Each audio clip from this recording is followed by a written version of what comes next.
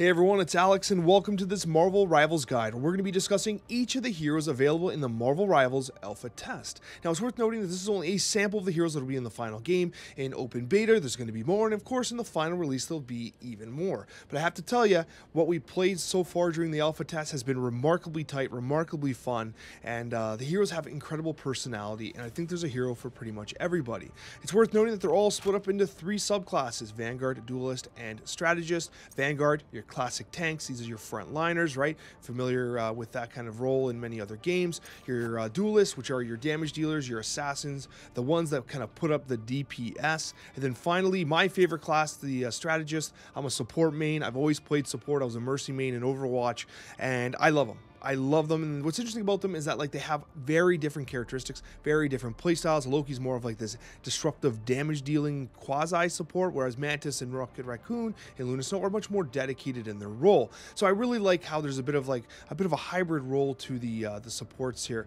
Absolutely love it. So we're going to be going through each of these heroes. We're going to be discussing their MVP animations. We're going to be showcasing some cosmetics, and of course their skills. Let's dive in. The conversation starts with Bruce Banner, the Hulk. The Hulk is an absolutely remarkable hero, an incredible frontliner, and a very interesting hero to play as well because he has three different forms. We have the Hero Hulk here, where he's a nice tanky beast doing damage, kind of getting into the back lines of the opponent, wreaking havoc. But if he kind of blows up his HP, he turns into just regular Bruce Banner with a gamma ray gun, a little grenade he gets to throw, 200 HP, very easy to kill. But however, if he is to remain the Hulk and build up all this anger, he's able to turn into the Monster Hulk, where he gains additional HP, like a massive amount of HP, and new abilities where he can literally trash and thrash your opponents across the field. Now I gotta tell you, playing the Hulk was a lot of fun. Even the cosmetics are really interesting here. You got the Green Scar Monster Hulk, the Hero Hulk, and of course, you have Bruce Banner, kind of. And Scar, it's interesting because they're calling him Green Scar, but Scar with the S-K-A-R is obviously Hulk's son, who has similar kind of armor and styling. So I like to see the inspiration from the comics and things like that. The MVP animation speaks for itself. Big, chunky, and intimidating. That's exactly what you want the Hulk to be. From a ability standpoint, Hulk has a number of different abilities here. At the bottom here is Gamma Boost. I'm covering it ever so slightly, I apologize. But essentially, when he plays with Doctor Strange and with the Iron Man, they get bonuses. So that's pretty cool. There's like this team-up functionality in the game where some heroes take advantage of it. The abilities are pretty interesting here because, Hulk Smash is quite frankly just an auto attack. Heavy blows the auto attack. Hulk Smash is literally going into his monstrosity mode, and when he is in that mode, he's able to do something called the World Breaker, where he grabs an opponent and literally smashes them against the floor, regardless of their size, doing a tremendous amount of damage. And keep in mind, at this point in time, his HP is absolutely out of control. My favorite thing to do with the Hulk is his massive jump. The Incredible Leap, which he's so known for, gets him into locations, gets him into the back line, and he can do that as both the Hero Hulk and the standard Hulk. You also have here the, the Gamma Burst, which is much more of like a thunderclap, I like to call it. It's, you just kind of do a little bit of range damage with the Hulk to give him that initial reach there, because he's mainly a melee hero that wants to get in there. But ultimately with the Hulk, what you want to do is you want to kind of get right into your opponent's face, smash him as hard as you can, do as much damage as you can, absorb as much damage as you can, and with the Indestructible Guard, you're able to actually protect your Hulk and your allies while beefing up your ability to turn into Hulk Smash, the big, angry, chunky Hulk. So honestly, a very good, well-rounded kit, capable of doing damage, disrupting enemy positions, and obviously tanking a lot of damage. Coming up next, we've got the Punisher, and I actually think the Punisher plays exceptionally well. Although being a 1-star difficulty hero, playing the Punisher is a ton of fun. The ability to basically swap your weapons while fighting, dodging your reload times, because if you got to reload with one gun, just swap to your other one. He has a kind of like an assault rifle and a shotgun. Truly fun to play, and the amount of damage he puts out is pretty impressive. From a cosmetic standpoint, he's got this Thunderbolts version, which honestly looks pretty damn good, and his MVP, pretty intimidating if you ask me. So I really do like it for sure. And when we go into his actual abilities, once again, he has a couple different abilities. The first is that his main gun, it'll just be the assault rifle, but with the switch of like kind of like you can use the A1 or 2 buttons, or you can use your mouse wheel, you can actually switch from an assault rifle to a shotgun. The shotgun actually has a pretty impressive range, but the key thing about it here is you dodge the reload cycle when you're switching guns, okay? Star-Lord has a similar style ability where you're able to dodge reloading, which makes the action a little more fast and furious and prevents you from, well, just kind of being a sitting duck. Final Judgment is the ultimate ability of the Punisher that allows you to spawn these massive turrets that just basically turn you into a walking, well, turret. And if you think turrets are a theme of the Punisher, well, in fact, he actually can bring out a turret where he actually sits there and does a tremendous amount of damage, doing some splash damage as well to opponents. Very, very effective for defending points, choke points, and etc. He also has a grenade where he can throw it. It obscures the enemy vision, but he can see them through it. As you can see, he has this, one of his abilities here, his passive is called Warrior's Gaze. It gives him this persistence of vision that when enemies kind of disappear from his view, he can still see their movements for a brief amount of time. At the end of the day, his mobility with Vantage Connection allows him to get to hard to reach places, which gives his ability to use like his weapons and kind of get the jump on opponents really effectively. At the end of the day, I do think that the Punisher is a really fun hero to play, and he's one of the main DPSs I'm seeing in this early alpha test. One of the most famous mutants in Marvel history. The leader of the X-Men, one of the leaders in the X-Men, I should say, is Storm. Now, Storm's awesome. We're going into the duel this year, and has one of the best ultimate abilities in the game for really disrupting enemy positions and just basically doing a ton of damage. I gotta tell you, a ton of fun to play. I think a lot of people are going to love what Storm is able to dish out. From a cosmetics perspective, the X-Men 97 Storm, you couldn't ask for a more beautiful cosmetic. Absolutely remarkable. And the MVP animation, once again, is nothing to scoff at. One of my favorites, just absolute power. You love to see it. I mean, Storm is such a tremendous hero and such a tremendous character in the Marvel Universe. It's good to see that the MVP animation gives them some justice. Now, in terms of the actual play characteristics, a little unique from others. Storm, while being a duelist, has some like support mechanisms as well, where you're able to buff and change the abilities of your teammates. Weather control allows you to switch between empowering your opponents for move speed or for damage boost, which is pretty interesting, and they can kind of see this thanks to that wind either being in a circular fashion or that lightning being in a circular fashion as well. And Goddess Boost can bring you up and allow you to kind of utilize those abilities while in the air. Pretty interesting stuff. Bolt Rush is pretty interesting. You basically just kind of throw a bolt forward, doing some additional damage. Not as fancy as I'd like. I really hope that they kind of improve this ability. It's one of the weaker elements of her kit, but what's amazing about her kit is Omega Hurricane, the ability to basically go up into the sky, choose your AoE where you want to land, and then land and just do a tremendous amount of AoE damage. It's one of the best abilities in the game because she's immune while she's in the sky, and you're able to kind of plan and chart your course of attack.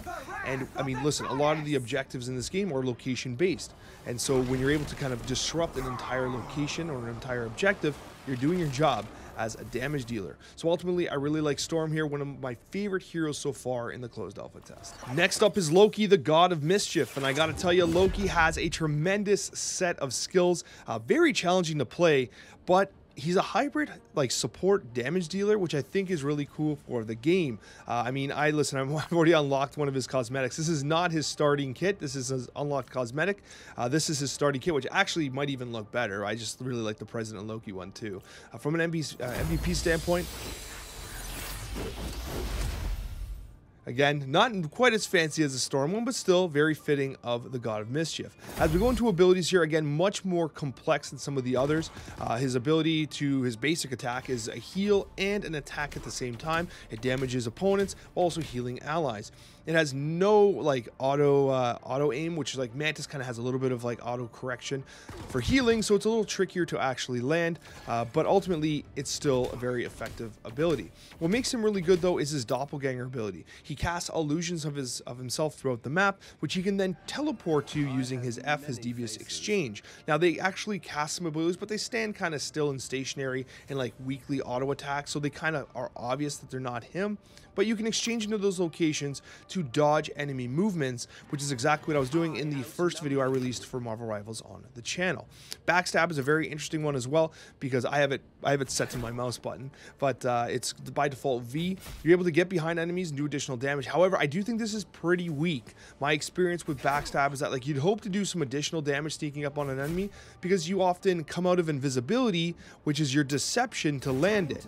You basically leave an illusion, you go invisible, and then what you can do is you can cast your E without breaking the invisibility. But once you attack, you lose your invisibility and it goes on cooldown. What's frustrating about this is if you backstab someone, you don't do enough damage, so then you're just sitting there like, oh, I guess I'm gonna die, right? But the real reason why you like Loki is because he can get behind back lines, do a lot of damage, cause a lot of problems, and be very elusive. However, my favorite part is really the God of Mischief. He can take over the ult of anybody on the battlefield and have all their abilities used, including their ults themselves. So we just talked about Storm. Your ally's a Storm, you can take that Storm ult if it's appropriate for the map. If, you know, your team has a Punisher and you really want the opposing Storm, then you can steal their ability and use it. So really, really awesome ultimate ability. One of my favorite in the game, because it's basically every ultimate ability in the game. Overall, Loki is a lot of fun to play because he has incredible versatility and damage dealing capability. The Sorcerer Supreme Doctor Strange is next, and it has an absolutely remarkable kit. I'll be honest with you, I wasn't expecting Doctor Strange to be a Vanguard. I was expecting maybe a support or a duelist even, but a tank? Well, you might see that some of the abilities are a little familiar for those that might be playing a competing team-based shooter game, but regardless, let's take a look at Doctor Strange's profile here. We got the Standard Sorcerer Supreme, and we got the God of Magic skin. Look at this absolutely beautiful art here, remarkable. As we go to the MVP, I love it. Powerful, simple, but it sends the message. As we go into abilities here, what I'm most interested in showing you guys is the shield of the Seraphim. This is one of the primary utility shields that the Doctor Strange will use in order to ensure that the allies behind are protected. Magento has one that is slightly similar as well. It also has the Cloak of Levitation, an ability that allows him to kind of get some sustained flight for a brief amount of time. Gives him that added mobility that can be useful to kind of get him into locations. And I mean, he's kind of a sitting duck in the air, because I mean, someone shooting, just look up and shoot him, but honestly, it's still pretty damn good. He can also kind of use the portals. What I will tell you though is the portals felt pretty buggy in this alpha so far. In fact, our friends that were playing the Doctor Strange were like, we're actually not gonna use these because they're like kind of blocking us and being weird and stuff like that. So hopefully that gets fixed up in a particular update. And then we have the Eye of Agamotto, which is absolutely phenomenal. It's the ultimate of Doctor Strange. It basically makes it so that it stuns the opponents and their souls become targetable and able to take damage. So what's interesting about this is if you have like your allies missing shots, the Eye of Agamotto allows them to hit those, like, it basically doubles the hitbox of the opposing team to basically do additional damage while stunning them. Really, really interesting. Gamma Maelstrom is Maelstrom, is the team-up ability featuring Doctor Strange, the Hulk, and the Iron Man, whatever, you guys know what I mean. When you put it all together, Doctor Strange does have a lot of combo potential. This game is currently bugged, won't let me show you the combo, but essentially the idea of kind of moving these all together, jumping through the portal, using the Maelstrom of Madness, which is basically like as you auto attack, you build up power and you can unleash it in this AoE blast that goes kind of purple. If you look carefully, you can see that there's a little number increasing in the middle, and his cape is starting to glow, and that's how you know you're doing additional damage. Anyhow, that's Doctor Strange of Vanguard in Marvel Rivals. My favorite character in the game thus far is Mantis. Again, I'm a support player. I've been playing a lot of Loki and a lot of Mantis. I actually disagree with the difficulty at 1. Like, I mean, on the surface it might be, but Mantis can do some legitimate damage as well. The ability kit is pretty awesome. You're not just running around healing people. You can do damage. You can, actually kind of take out enemies from a distance. I really like what Mantis is capable of here. From a cosmetic standpoint, we currently have this Galactic Protocol Mantis, which is pretty damn cool. This is a great skin. Again, I think the art in this game has been truly fantastic. It's really been a point of contention. People really like how this art looks.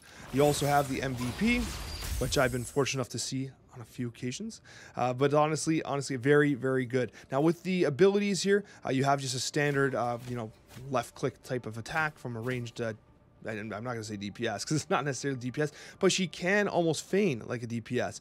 Basically what happens is if you get a critical hit, which is basically a headshot, you regain life orbs. You'll notice if you look carefully, there's little leaves in front of Mantis. Those leaves are consumed to do the other abilities. For instance, if you want to inspire your ally to do additional damage, you consume a leaf and they do additional damage. If you want to increase your damage, you consume a leaf on your own and you get your own damage boost, and your auto attack has like these thorns that kind of come out, which I mean, it's not even showing it in the example here, but I'm sure they'll figure that out.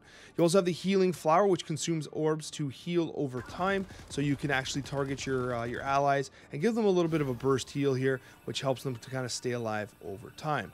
And then you have Nature's Favor, which is great because it gives additional movement when she's not injured and healing over time when consuming the life orbs, which is great because while she's taking damage and she's in a fight, if she uses her F to get additional damage output, she's also healing herself as well, which makes her a pretty capable duelist to some degree as a support. She's not completely helpless, which is one of the reasons why I really like her. Soul Resurgence is essentially a buff to an area of effect buff to healing and movement of your allies. A very versatile element of Mantis's kit is Spore Slumber, which is basically a little stun spore. It has this small AoE of effect, which basically will interrupt the channeling abilities of your opponents and leave them open for damage while they're stunned. When you couple this with Natural Anger, which boosts the damage potential of Mantis while also healing her over time, suddenly Mantis becomes very capable of defending herself one-on-one. Mantis has been by far my favorite hero in the closed alpha, and I can't wait to release a guide on her in full when I get the chance. Rocket Raccoon coming in. Now, you might expect Rocket Raccoon to be more of a duelist, but in fact, actually a support character. Rocket Raccoon has a lot of mobility capabilities, including some awesome cosmetics, which showcase his dastardly looks. Look at how good he looks here. Look at those little jetpacks there. I do like Rocket Raccoon. Been really, really fun. And let's see his MVP.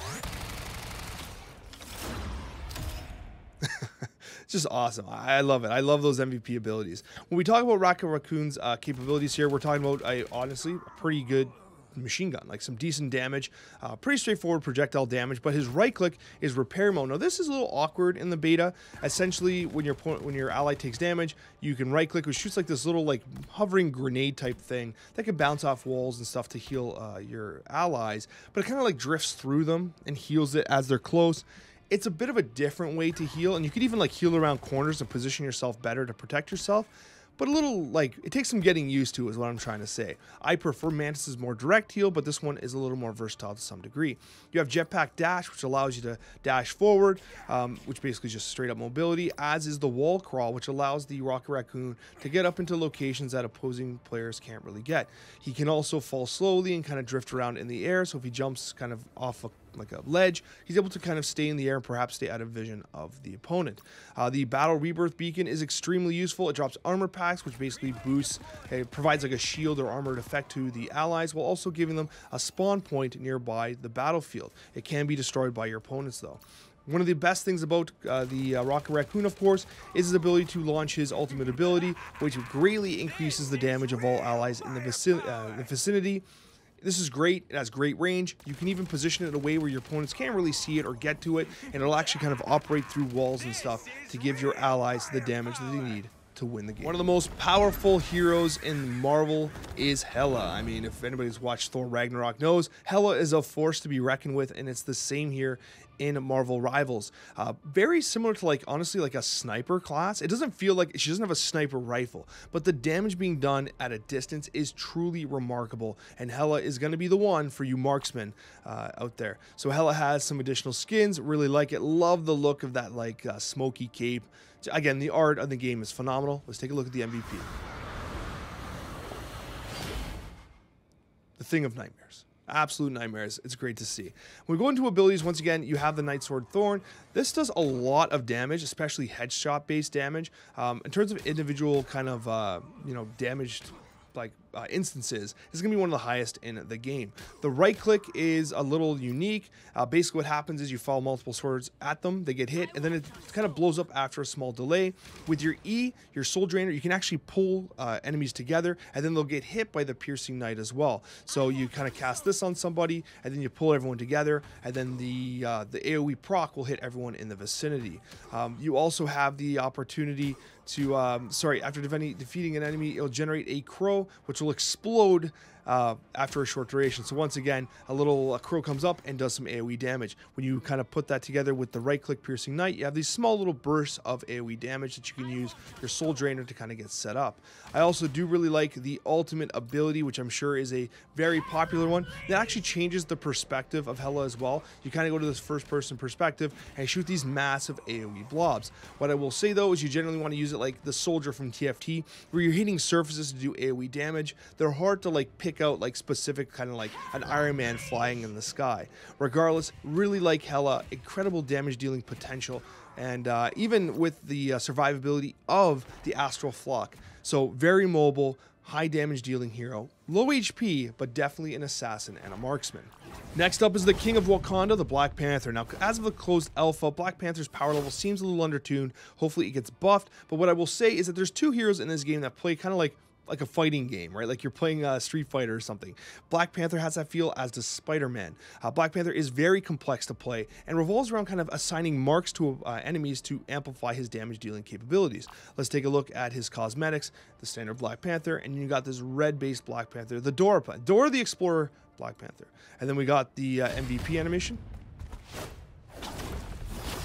Okay, pretty solid. I like it. Now, maybe not as fancy as some of the other ones, but still pretty damn solid. We talk about abilities. Again, you have a standard right click where you just literally, it's a melee vibranium claw slash.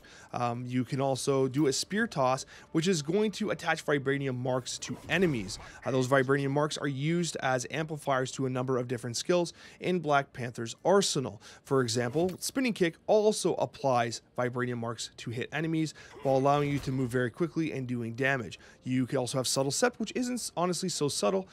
You're able to run up a wall, get into an elevated position, and then what you're able to do is you're able to use your sprint rend, which is very similar to your spinning kick, except what you're able to do is, again, apply marks by bursting through your opponents with rapid mobility. The Panther's Cunning allows him to deal additional damage when at low health. The more damaged he is, the more damage that he does. Then you have Bast's Descent. He's able to basically throw forward a lot of damage while also putting vibranium marks on the enemies, increasing his abilities to do additional damage. Ultimately, I do think the Black Panther is a lot of fun to play, but a type of hero that feels a little undertuned at its current position in the meta. But hey, a couple small buffs I'm sure will be favorable for the King of Wakanda. I'll have you know that I thought about doing this entire section by just saying I am Groot 100 times over, but I decided I was going to be super annoying and I'm not going to do that to you. But I will say that Groot as a Vanguard is honestly a ton of fun to play, super tanky, and has some very interesting abilities, including that Rocket Raccoon can ride on his shoulder. I'll showcase that in a moment. Let's take a look at the cosmetics. A little more on the simple side here, just a straight up skin change here, but still, hey, it looks pretty good. Let's take a look at his MVP, which is actually one of my favorite ones. I love the smoke into, oh, I'm just actually happy. So danger mode into, you know, healing mode, I guess. Pretty cool. I like it. It fits the lore of the character, the duality of Groot. When we go to abilities here, we have Vine Strike, which is, well, actually one of my small beefs with the game. I actually would have liked if Vine Strike was like his arm kind of came in and retracted. Instead, it has like this disappearing projectile look, which I don't think fits the lore of the character. Again, we're in alpha. It's a lot of time for them to improve these types of things. What's interesting about Groot is the walls that he produces. The Thorn Lash wall will produce a wall, and when Groot's nearby and doing damage and his allies are doing damage, enemies will also take additional damage because the walls will slap him in the face. Conversely, you have Iron Wood Wall, which gives bonus health to Groot when nearby enemies take damage. So basically you put the wall, and obviously these are actually preventing access, and he's getting bonus armor, as you can see, that shield kind of increasing in blue on his health bar as he does damage to opponents. He has a Spore Bomb, which is like this small little explosive AoE damage. Of course, he's a Floor Colossus, where basically whenever he gets close to these wooden walls, his walls become alive. Finally, we do have the friendly shoulder where Rocket Raccoon can jump onto his shoulder and run around with him. It's pretty cool. Rocket Raccoon can basically shoot and do his thing while they both get damage reduction, which is pretty damn fun. In terms of his ultimate ability, we have Strangling Prison, which is like this AoE pull together. Like there's like this like black. It doesn't actually show it very well in the example that they're showcasing here on the screen, but basically there's like this pull effect where like there's this like, well, you do kind of see it, but he pulls them into one standard location and they take additional damage while being leashed. One of my absolute favorite heroes in the Marvel universe, I mean in Marvel Midnight Suns, my absolute favorite, and the comics, one of my absolute favorite, it's Magik, and it's a duelist that does tremendous AoE melee damage, honestly, and it goes into the Dark Child, which is great. And what's great about it too is the skins that you get for Magik will actually impact both the Dark Child and the standard Magik form. So once again, if you get the amethyst Magik here, you actually get amethyst kind of markings and changes onto the demon child as well. Let's take a look at the MVP.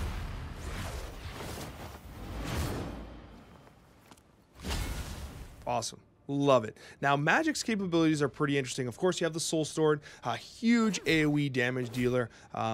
Pretty cool, but I mean, it's just what it is, right? What's notable about the way that the Soul Sword is being used is with stepping discs. Now, basically the way it works is you teleport small distances. It's actually on a small cooldown of 2, so you can kind of go, you know, you stepping disc once, you stepping disc twice, you kind of do a bit of combo potential. But as soon as you're done the stepping disc move, your left click and your right click become different abilities. So I'll showcase that to you. So once you're right out of it, the Eldritch Whirl, basically you step out of the disc and you do a very wide circular AoE damage to your opponents. Conversely, if you step out and you hit the right click, you're going to be sending out a small demon to do damage to a nearby enemy. Now it looks like the demon is attached to the enemy, but it's actually just standing still and just swiping in front of itself, so if the enemy moves, they might actually dodge some of it.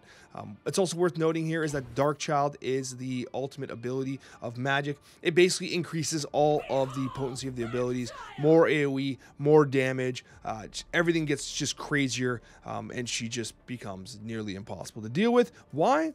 Because Limbo's Might provides the damage being dealt by Magik as bonus HP, or as a shield, I should say, to Magik herself. So it can be deceptively difficult to kill Magik while you're generating as much damage as she's capable of, because of the shield generation component. Honestly, Magik is awesome. One of my favorite heroes to play, and requires some timing and skill to use effectively.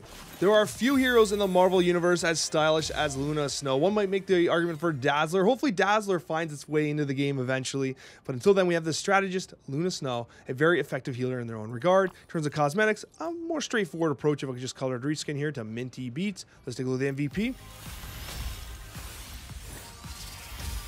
I like the music element, it just makes the whole thing so much better.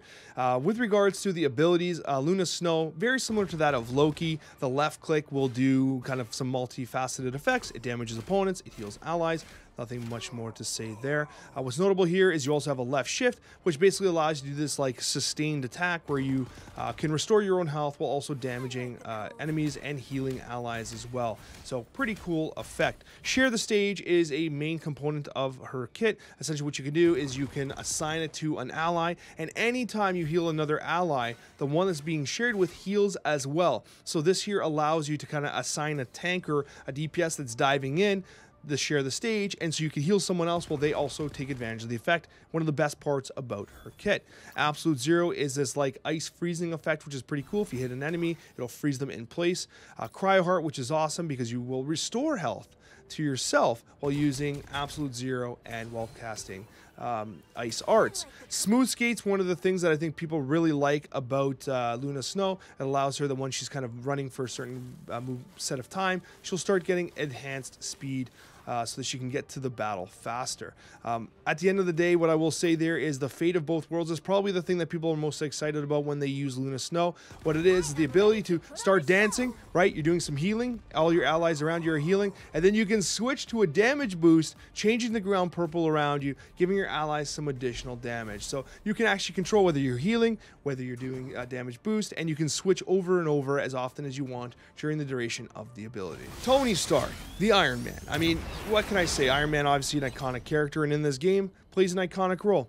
He's doing damage. He's a duelist, right? In terms of cosmetics, right, a lot you can do with the Iron Man, and they actually went with this very interesting steam power style Iron Man, which is pretty cool. Again, they're showcasing the Volume 1, September 2015 steam power.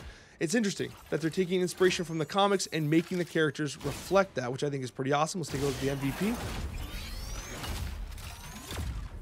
So he's one of the one with 2 in the game thus far.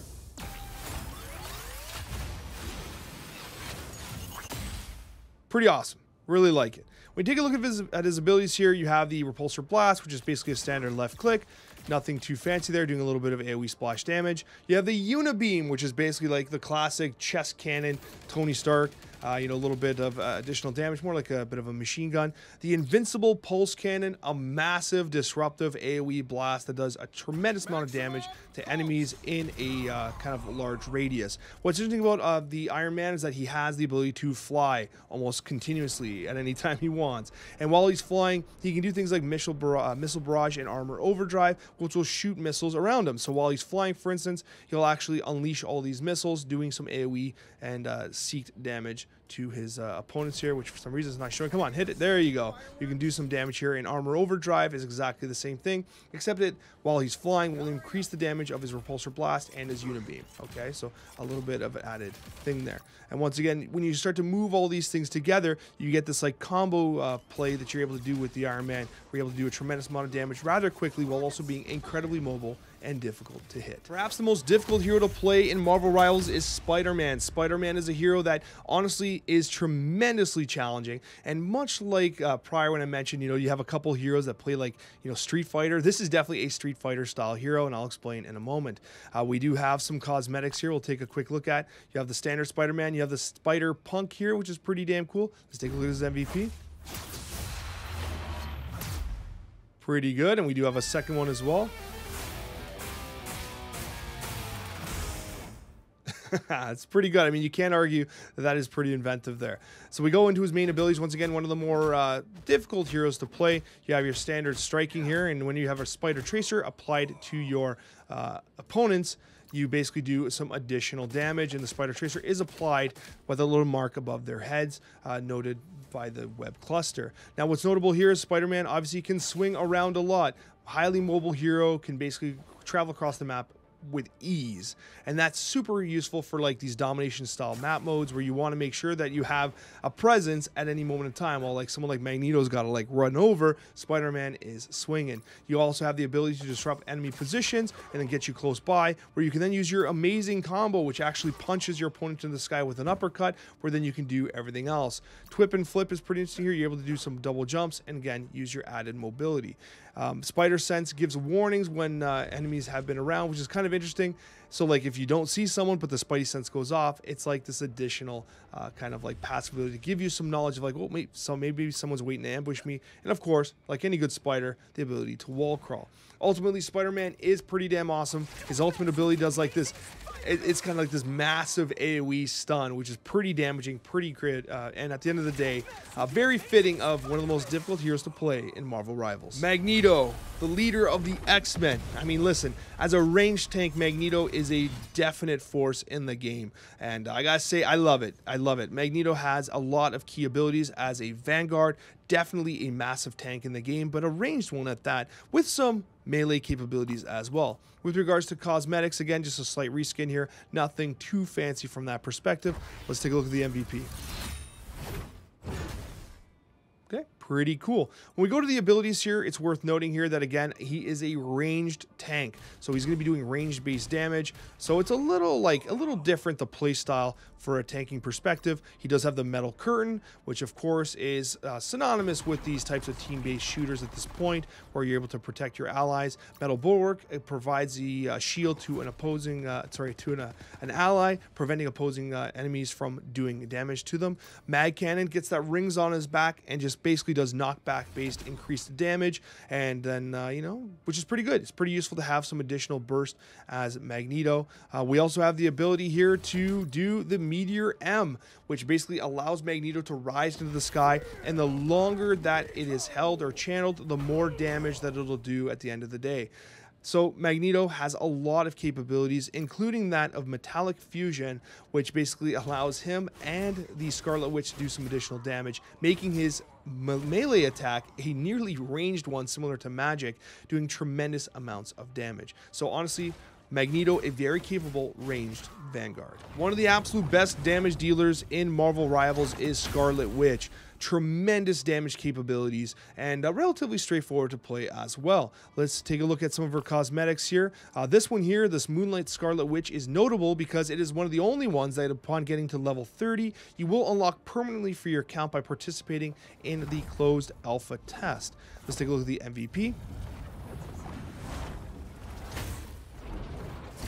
I've seen this a number of times because would you believe that the Scarlet Witch is often MVP with his damage dealing capability? Now, Chaos Magic is this very fast-paced kind of like machine gun style damage dealing ability, which is pretty good. And then as you're doing that, you're able to actually charge your right click, which is a much more significant burst of damage that does some AoE damage as well. You'll notice that she has these little pieces here in the middle, these marks in the middle that charge with her left click and are consumed with her right click. Now, what really makes her powerful is her reality erasure. So essentially, she becomes this massive target in the sky. She yells, everyone can see her.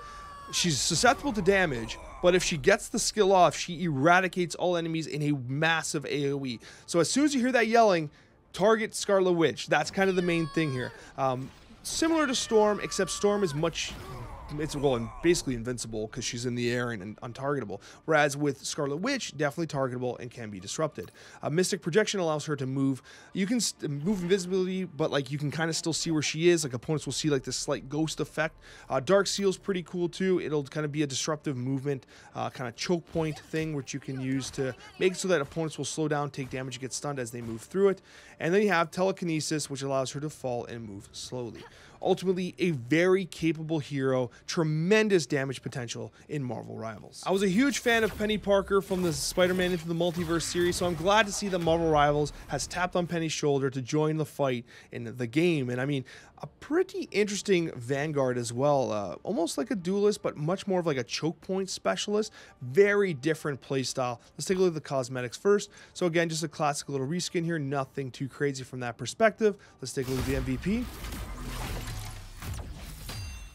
Pretty cool. I like it. And when we talk about the abilities here, this is what makes Peni very interesting. So first of all, the left click is a decent damage dealing ability, but that's not where Peni's damage comes from. To be honest with you, it's pretty boring from that standpoint. Web Snare, which is pretty cool, is interesting because like it'll actually hit opponents and slow them, immobilizing them, and creating a cyber web, which can be used in other ways. So for instance, when you put a mine onto a spider web, it'll be concealed. And these mines are like these proximity mines that do a lot of damage. And you can have many of them out at a time. You have charges of 4 on the ability. So like it is kind of your main damage dealing kit. And you try to figure out ways to kind of hide the mines. In particular, with your Bionic Spider Nest, it's going to be releasing tons of mines and releasing webs all in an area, which will conceal the mines that you're placing yourself as well. Just note that enemies can destroy it, so you want to put it in positions where like it can be somewhat protected. Cyber Bond is pretty interesting as well because it allows Peni to have this cool mobility that is not commonly seen in a tank-based class, where she can basically kind of attach and move around. Pretty interesting stuff. Also has a web crawl, so again, a highly mobile Vanguard that you don't usually see.